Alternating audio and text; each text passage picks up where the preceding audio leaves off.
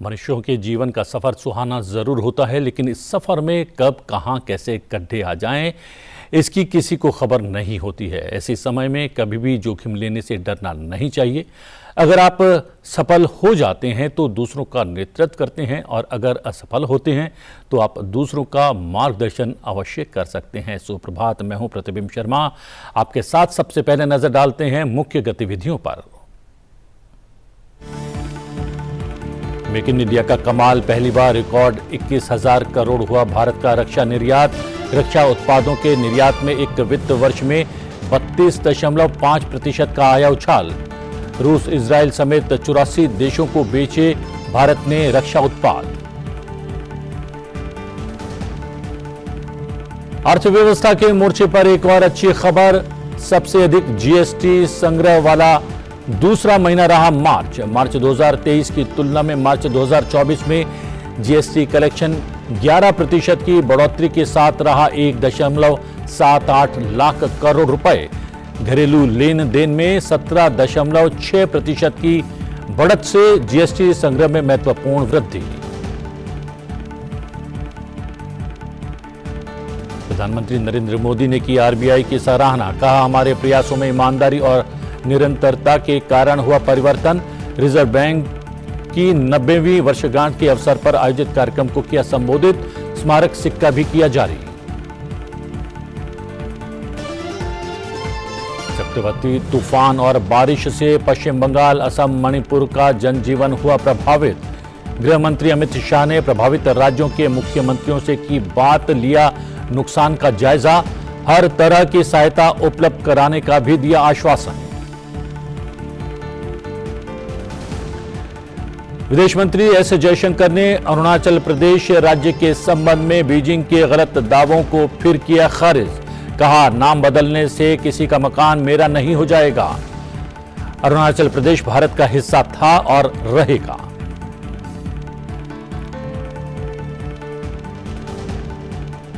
भारतीय reserve bank के 90 साल पूरे हो गए हैं। इस अवसर पर मुंबई में आयोजित आरबीआई के स्मृति समारोह में प्रधानमंत्री नरेंद्र मोदी ने बैंकिंग सेक्टर को लेकर कई बड़ी बातें कही। उन्होंने खासतौर पर सरकारी बैंकों को ग्रॉस एनपीए में गिरावट का जिक्र किया और उसे एक बड़ी उपलब्धि बताया। प्रधानमंत्री मोदी ने यह भी कहा कि भारत को विकसित बनाने में आरबीआई की भूमिका काफी अहम रहने वाली है। प्रधानमंत्री नरेंद्र मोदी ने देश के बैंकिंग सेक्टर में हुए बदलाव की तारीफ की। कार्यक्रम को संबोधित करते हुए प्रधानमंत्री मोदी ने टेक्नोलॉजी से तालमेल बनाकर बैंकिंग सेक्टर को बेहतर करने की आवश्यकता पर भी बल दिया। प्रधानमंत्री ने विकसित भारत का नारा दिया और कहा कि देश को इस मुकाम तक ले जाने में रिजर्व बैंक की भूमिका काफी अहम होने वाली है। प्रधानमंत्री ने यह भी कहा कि जब फैसले सही होते हैं तो नीतियां भी सही फल देती हैं। परिवर्तन इसलिए हुआ क्योंकि हमारे प्रयासों में ईमानदारी और निरंतरता रही। यह परिवर्तन इसलिए आया क्योंकि हमारी नीतियां, इरादे और निर्णय स्पष्ट थे। जब इरादे स्पष्ट होते हैं तो नीतियां सही होती हैं। जब नीतियां सही होती हैं तो निर्णय भी सही होते हैं। प्रधानमंत्री नरेंद्र मोदी ने कहा, जब फैसले सही होते हैं तो नतीजे भी सही आते हैं। बड़ी जनसंख्या की बैंकिंग नीड्स भी अलग अलग हो सकती है। कई लोग फिजिकल ब्रांच मॉडल को पसंद करते हैं, कई लोगों को डिजिटल डिलीवरी पसंद होती है। देश को ऐसी नीतियां बनाने की जरूरत है जिससे ईज ऑफ डूइंग बैंकिंग बेहतर हो और सभी को उनकी जरूरत के अनुसार क्रेडिट एक्सेस मिल सके। डीपीआई के क्षेत्र में भारत को अग्रणी बनाने के लिए हमें आर्टिफिशियल इंटेलिजेंस, मशीन लर्निंग की निरंतर मदद लेनी चाहिए। भारत की प्रगति तेज गति से हो, इंक्लूसिव हो, सस्टेनेबल हो, इसके लिए रिजर्व बैंक को लगातार कदम उठाते रहने होंगे। एक रेगुलेटर के तौर पर आरबीआई ने बैंकिंग सेक्टर में रूल बेस्ड डिसिप्लिन और फाइनेंशियली प्रूडेंशियल प्रैक्टिसेस को सुनिश्चित कराया है, लेकिन इसके साथ ही ये भी आवश्यक है कि आरबीआई विभिन्न सेक्टर्स की भविष्य की जरूरतों का आकलन करते हुए अभी से तैयारी करे, बैंकों को प्रोत्साहित करे, प्रोएक्टिव कदम उठाए। मैं आपको विश्वास दिलाता हूं कि सरकार आपके साथ है।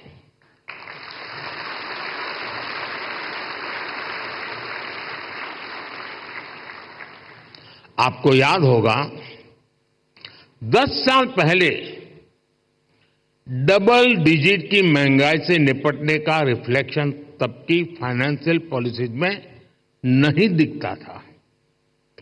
इससे निपटने के लिए हमारी सरकार ने रिजर्व बैंक ऑफ इंडिया को इन्फ्लेशन टारगेटिंग का अधिकार दिया। मॉनेटरी पॉलिसी कमेटी ने इस मैंडेट पर बहुत अच्छे ढंग से काम भी किया। साथ ही साथ सरकार ने एक्टिव प्राइस मॉनिटरिंग और फिस्कल कंसोलिडेशन इसके भी कदम उठाए। इसलिए कोरोना संकट हो, अलग अलग देशों में युद्ध की स्थिति हो, तनाव हो, भारत में इन्फ्लेशन मॉडरेट लेवल पर ही रही। मुंबई में आयोजित इस कार्यक्रम में प्रधानमंत्री नरेंद्र मोदी ने 90 रुपए का एक सिक्का जारी किया। चांदी से बना यह सिक्का एक विशिष्ट स्मारक सिक्का है, जो कि रिजर्व बैंक के 9 दशक की उपलब्धियों के प्रतीक के तौर पर जारी किया गया। चांदी से बना 90 रुपए का यह सिक्का तकरीबन 40 ग्राम का है।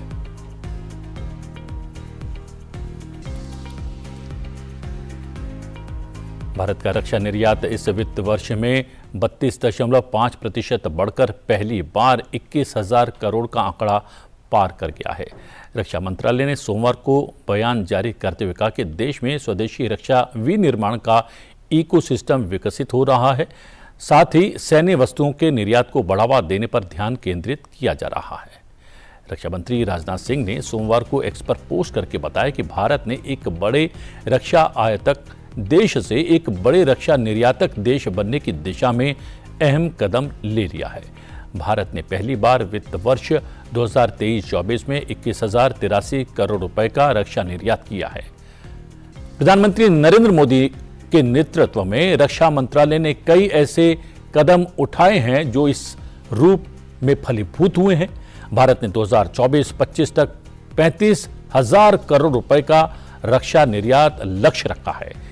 देश वर्तमान में लगभग 85 देशों को सैन्य हार्डवेयर निर्यात कर रहा है, जिसमें लगभग 100 कंपनियां निर्यात में शामिल हैं। इसमें मिसाइल्स, तोपें, रॉकेट, बख्तरबंद वाहन, अप तटीय गश्ती जहाज, व्यक्तिगत सुरक्षा गियर, विभिन्न प्रकार के रडार, निगरानी प्रणाली और गोला बारूद शामिल हैं। मंत्रालय के अनुसार रक्षा निर्यात ने 2023-24 में रिकॉर्ड 21,083 करोड़ को छू लिया है, जो पिछले वित्तीय वर्ष 2022-23 के 15,920 करोड़ की तुलना में 32.5% अधिक है। अर्थव्यवस्था के मोर्चे पर एक अच्छी खबर, सरकार ने रिकॉर्ड तोड़ जीएसटी कलेक्शन किया है। मार्च में जीएसटी कलेक्शन 1.78 लाख करोड़ रुपए रहा। यह सालाना आधार पर 11.5% की बढ़ोतरी को दिखाता है। जीएसटी कलेक्शन का ये अब तक का दूसरा सबसे बड़ा आंकड़ा है। इससे पता चलता है कि ज्यादा लोग जीएसटी कंप्लायंस कर रहे हैं। इस बढ़त के साथ मार्च में गुड्स एंड सर्विस टैक्स यानी जीएसटी कलेक्शन 1.78 लाख करोड़ रुपए हो गया है। ये कलेक्शन का अब तक का दूसरा सबसे बड़ा मासिक आंकड़ा भी है। ये उछाल घरेलू लेन देन से जीएसटी संग्रह में 17.6% की जोरदार बढ़ोतरी के कारण आया है। मार्च 2024 के लिए रिफंड का जीएसटी रेवेन्यू शुद्ध 1.65 लाख करोड़ है। ये पिछले वर्ष की समान अवधि की तुलना में 18.4% ज्यादा है। वित्त वर्ष 2023-24 ग्रॉस जीएसटी कलेक्शन के मामले में मील का पत्थर है। इससे 20.14 लाख करोड़ रुपए कलेक्शन हुआ है। पिछले साल के मुकाबले ये 11.7% की बढ़ोतरी है। इस वित्तीय वर्ष के लिए औसत मासिक संग्रह 1.68 लाख करोड़ रहा। ये पिछले वर्ष के औसत 1.5 लाख करोड़ से ज्यादा है। चालू वित्त वर्ष के लिए मार्च 2024 तक रिफंड का जीएसटी रेवेन्यू शुद्ध 18.01 लाख करोड़ है। ये पिछले वर्ष की समान अवधि की तुलना में 13.4% की बढ़ोतरी है। हिंदुस्तान एरोनॉटिक्स लिमिटेड ने गुयाना की सेना को 2 डॉर्नियर 228 विमान सौंपे हैं। भारत ने क्रेडिट लाइन के हिस्से के रूप में गुयाना को 2 डॉर्नियर 228 विमान दी हैं, जिससे दोनों देशों के बीच साझेदारी में एक नया अध्याय शुरू हो गया है।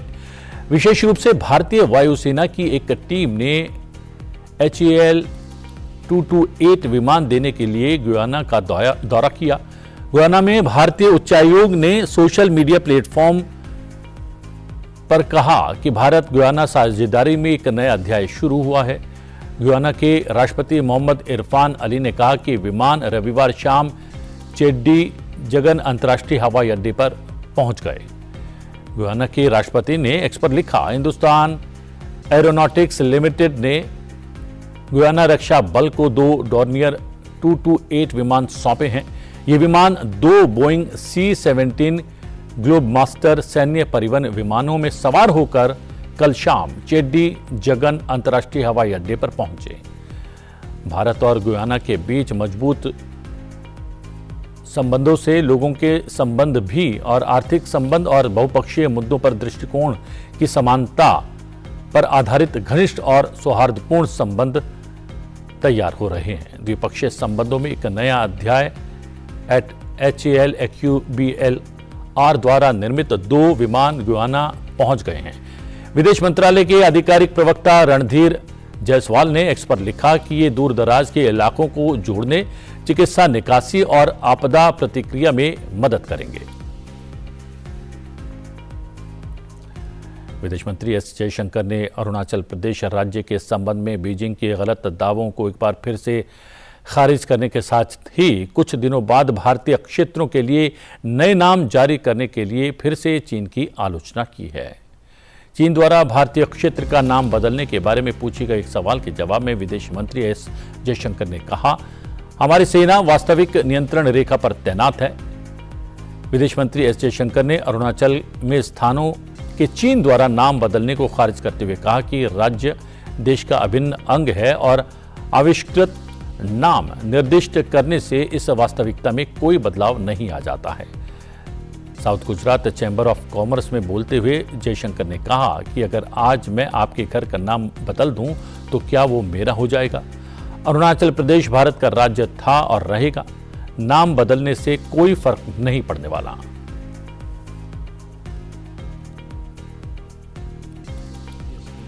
भारत के मुख्य न्यायाधीश DY चंद्रचूड़ ने सोमवार को संसद द्वारा पारित 3 नए आपराधिक कानूनों को न्याय प्रणाली के आधुनिकीकरण की दिशा में एक महत्वपूर्ण कदम बताया है। केंद्रीय अन्वेषण ब्यूरो CBI दिवस के अवसर पर नई दिल्ली में 20वां DP कोहली मेमोरियल व्याख्यान देते हुए न्यायमूर्ति चंद्रचूड़ ने कहा कि नए कानूनों में मौलिक अपराध, प्रक्रिया और साक्ष्य शामिल हैं और आपराधिक जांच के हर चरण का डिजिटल रिकॉर्ड रखने से सूचना का निर्बाध प्रवाह सुनिश्चित होता है। उन्होंने कहा, समय की मांग है कि कार्रवाई की जटिलता को पहचाना जाए और देरी से बचने के लिए प्रौद्योगिकी का लाभ उठाया जाए। भारत के मुख्य न्यायाधीश ने यह भी कहा कि प्रौद्योगिकी से त्वरित और निष्पक्ष सुनवाई हो सकेगी। उन्होंने प्रशंसा करते हुए कहा कि CBI विभिन्न महत्वपूर्ण मामलों की जांच को लेकर बड़ी जिम्मेदारी रखती है। उन्होंने कहा कि देश की न्यायपालिका ने निकाय को मजबूत करने में महत्वपूर्ण भूमिका निभाई है। भारी बारिश और तूफान ने पश्चिम बंगाल, असम, त्रिपुरा, मिजोरम और मणिपुर में भारी तबाही मचाई है। केंद्रीय गृह मंत्री अमित शाह ने तूफान से पश्चिम बंगाल, असम और मणिपुर में हुए नुकसान और पीड़ितों के प्रति अपनी संवेदनाएं व्यक्त की हैं। गृह मंत्री अमित शाह ने असम के मुख्यमंत्री डॉक्टर हेमंत बिस्व शर्मा, पश्चिम बंगाल की मुख्यमंत्री ममता बनर्जी, मणिपुर के मुख्यमंत्री एम बीरेन्द्र सिंह को फोन करके स्थिति की जानकारी ली और राहत और बचाव के लिए केंद्र सरकार की ओर से हर संभव सहायता उपलब्ध करवाने का आश्वासन दिया। केंद्रीय गृह मंत्री अमित शाह ने अपने आधिकारिक सोशल मीडिया हैंडल एक्स पर एक पोस्ट के जरिए बताया कि भीषण तूफान के सिलसिले में असम, मणिपुर के साथ ही पश्चिम बंगाल के मुख्यमंत्री से बातचीत की है। उन्होंने कहा कि इस घटना के मृतकों के परिवारों के प्रति वो गहरी संवेदना व्यक्त करते हैं और घायलों के शीघ्र स्वस्थ होने की कामना करते हैं। गृह मंत्री ने भाजपा कार्यकर्ताओं से आग्रह किया कि वो ऐसी घड़ी में पीड़ितों के साथ खड़े रहें और उन्हें हर संभव सहायता उपलब्ध करवाएं। उन्होंने ये भी कहा कि भाजपा के सभी सदस्य इस चुनौतीपूर्ण अवधि में पीड़ितों को सक्रिय रूप से राहत एवं हर प्रकार की सहायता उपलब्ध करवाएं। पश्चिम बंगाल, असम और मणिपुर और देश के कई अन्य इलाकों में भारी बारिश और ओलावृष्टि से भारी तबाही मची है। चक्रवात की वजह से घरों, इमारतों और फसलों को भारी नुकसान हुआ है। पश्चिम बंगाल के सबसे अधिक प्रभावित इलाकों में बर्निश, बकाली, राजारहाट, जोरपाकड़ी, मादडांगा और सप्ती बारिश शामिल हैं। बचाव और राहत कार्य जारी है। इसके लिए नागरिक प्रशासन, पुलिस और आपदा प्रबंधन के कर्मियों को तैनात किया गया है। आंधी तूफान का असर गुवाहाटी में स्थित गोपीनाथ बोरदोलाई अंतर्राष्ट्रीय हवाई अड्डे पर भी पड़ा है। एयरपोर्ट पर पानी भर गया है। एयरपोर्ट के अंदर पानी भरने से वहां दीवारों, छतों को भारी नुकसान पहुंचा है। भारी बारिश और तूफान के कारण पेड़ उखड़ने से टर्मिनल तक लोगों को पहुंचने में दिक्कत हो रही है। ईंधन की आपूर्ति में बाधा आई है। कई उड़ानों को डायवर्ट भी करना पड़ा है। देश में आगामी 2-2.5 महीनों में अत्यधिक गर्मी पड़ने की संभावना व्यक्त की जा रही है। इसके मद्देनजर नई दिल्ली में केंद्रीय पृथ्वी विज्ञान मंत्री किरेन रिजिजू ने विभिन्न हितधारकों के साथ एक महत्वपूर्ण बैठक की। उन्होंने कहा कि अत्यधिक गर्मी के बीच आम चुनाव को देखते हुए राज्य सरकारों सहित सभी हितधारकों ने इस संबंध में व्यापक तैयारी कर ली है।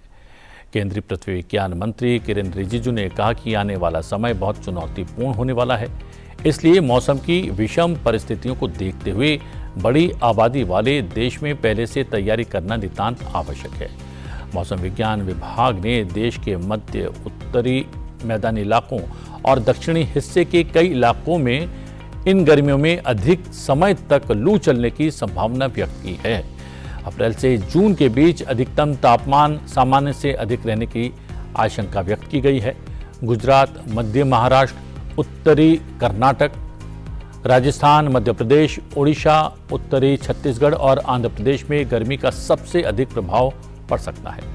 अप्रैल में भी देश के अधिकांश हिस्सों में अधिकतम तापमान सामान्य से अधिक रहने की आशंका व्यक्त की गई है। हालांकि देश के पूर्वी, पूर्वोत्तर और उत्तर पश्चिम हिस्सों के अलग अलग इलाकों में अधिकतम तापमान सामान्य और इससे नीचे रहेगा।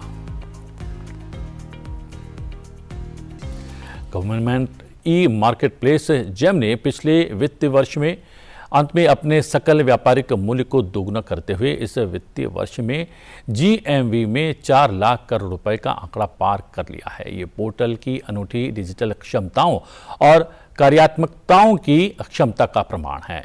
इसने सार्वजनिक खरीद में अधिक दक्षता, पारदर्शिता और सहजता की सुविधा प्रदान की है। देखते हैं इससे जुड़ी एक विशेष report. In August 2016, a visionary initiative was born, the Government E-Marketplace or GEM, aimed at revolutionizing India's public e-procurement system. GEM simplifies procurement, making it seamless for both government buyers and sellers. Built on the robust pillars of efficiency, transparency, and inclusivity, GEM is more than just a platform. It's a catalyst for progress. In a world that's contactless, paperless, and cashless, GEM emerges as a beacon of modernization, reshaping the landscape of procurement. Over the years, GEM has shattered records and rewritten the rules of the marketplace, setting unprecedented milestones along the way. To put things in perspective, GEM's gross merchandise value skyrocketed from a humble 422 crore rupees in financial year 2016-17 to over a staggering 1 lakh crore rupees in the financial year 2021-22, marking a monumental leap. And in financial year 2022-23, the GMV, the gross merchandise value, jumped to more than 2 lakh crore rupees. And the same for defense purchases is over 50,000 crore. The cumulative gross merchandise value since inception, a staggering 7,93,000 crore, a testament to GEM's extraordinary journey. Fueling this growth is GEM's expansive ecosystem, boasting over 12,000 product categories and 322 service categories. Embracing innovation at its core, GEM has launched GEM Sahai, GEM Startup Runway and GEM Womania, initiatives designed to financially empower sellers, amplify startups and champion women entrepreneurs. As a mark of its unstoppable spirit, today GEM celebrates yet another milestone, crossing the remarkable 4 lakh crore GMV mark. As GEM continues to soar, one word encapsulates its journey: unstoppable. और अब समय है आपसे विदा लेने का। चलते चलते अब बात करते हैं आज के दिन से जुड़े इतिहास की। इतिहास में आज की तारीख से कौन सी महत्वपूर्ण घटनाएं जुड़ी हैं, आइए आप देखिए। मुझे दीजिए आज्ञा, लेकिन देखते रहिए संसद टीवी। नमस्कार। 2 अप्रैल साल 1902 को उस्ताद बड़े गुलाम अली खां का जन्म लाहौर में हुआ। ये भारत के महानतम शास्त्रीय गायकों में से एक थे। इनका संबंध संगीत के पटियाला घराने से था। उनके संगीत का सफर सारंगी वादक के रूप में शुरू हुआ। बाद में उन्होंने अपने पिता अली बख्श खां और चाचा काले खां से संगीत के गुर सीखे। अपने सधे हुए कंठ के कारण बड़े गुलाम अली खां ने बहुत प्रसिद्धि पाई। महात्मा गांधी भी उस्ताद बड़े गुलाम अली खां के प्रशंसक थे। खां साहब ने अपनी बेहद सुरीली व लोचदार आवाज और अभिनय मिली। फिल्म मुगले आजम में तानसेन पात्र के लिए खां साहब ने ही अपनी आवाज दी थी। भारत सरकार ने साल 1962 में संगीत में अद्वितीय योगदान के लिए इन्हें पद्म भूषण से सम्मानित किया।